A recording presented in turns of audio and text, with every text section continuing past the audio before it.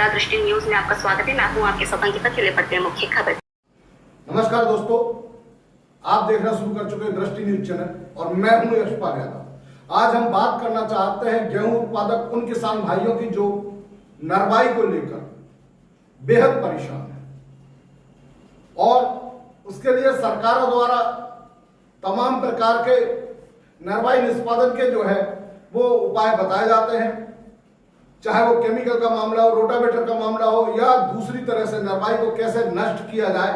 Harvesting के बाद भूसा बनाने वाली मशीन से पहले भूसा बनवा लिया जाता है और उसके बाद बची हुई जो नरवाई होती है उसको रोटावेटर के माध्यम से जो है वो पूरी तरह से खत्म कर दिया जाता है। लेकिन इसके बाद भी नरवाई एक समस्या है उन किसानों के लिए और ये समस्या इस तरह की है कि जिसका कोई निदान या जिससे छुटकारा पाना बड़ा मुश्किल होता है गेहूं उत्पादक किसानों के लिए। अगर हम बात करें तो अकेले मध्य प्रदेश में हजारों किसान ऐसे हैं जो नरवाई से छुटकारा पाने के लिए तमाम प्रकार के उपाय कर चुके हैं, सरकार के बताए हुए जो है नियमों का पालन कर चुके हैं, लेकिन इसके बावजूद भी उन्हें भारी समस्या का सामना करना पड़ रहा है क्योंकि नरवाई के नष्ट करने में चाहे वो रोटावेटर चलवाएं या दूसरी कोई मशीन, उसमें भारी खर्चा आता है। ऐसी स्थिति में किसान नरवाई में आग लगा देते हैं और उस आग लगाने के इतने जबरदस्त दुष्परिणाम सामने आते हैं।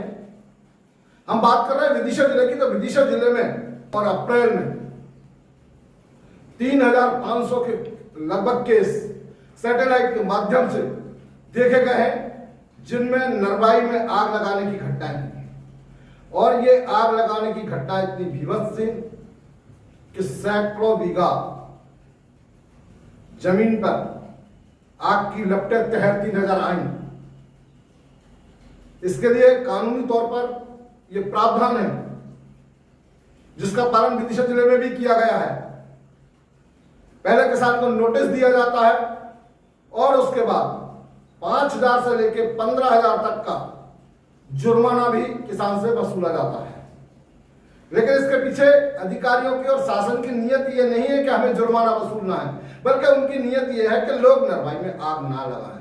और इसके कई बार इतने भीषण परिणाम देखने को मिले हैं कि चाहे वो हार्वेस्टर हो, ट्रैक्टर हो या खेत में बने हुए मकान, पाइप और कृषि यंत्रों में भी आग लग जाती है और जिसके कारण किसानों को भारी नुकसान उठाना पड़ता है। पास के शहरों से फायर ब्रिगेड बुलाई जाती है और मतलब 4-5 फायर ब्रिगेड लगाने के बाद भी आग पर काबू पाना बड़ा मुश्किल हो जाता है।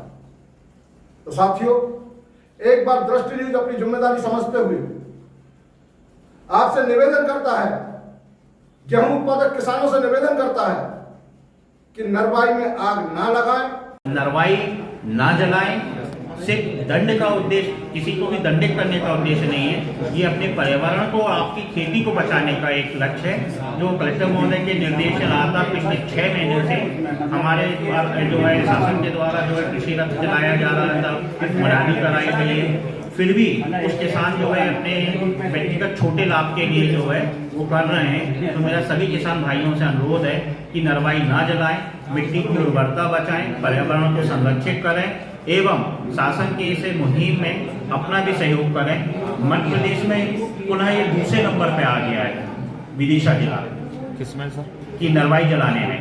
तो इसलिए जो है हमारा आप सबसे आग्रह है कि नरवाई ना जलाएं, पर्यावरण को सुरक्षित रखें और अन्यथा की स्थिति में दंडात्मक कार्रवाई भी अब की जा रही है। गंज वासोदा तहसील में 195 प्रकरण जो है बासौदा के अंतर्गत आए हुए चिन्हित हुए हैं और इन सभी प्रकरणों में जो है हमारे द्वारा नोटिस जारी किया गया है।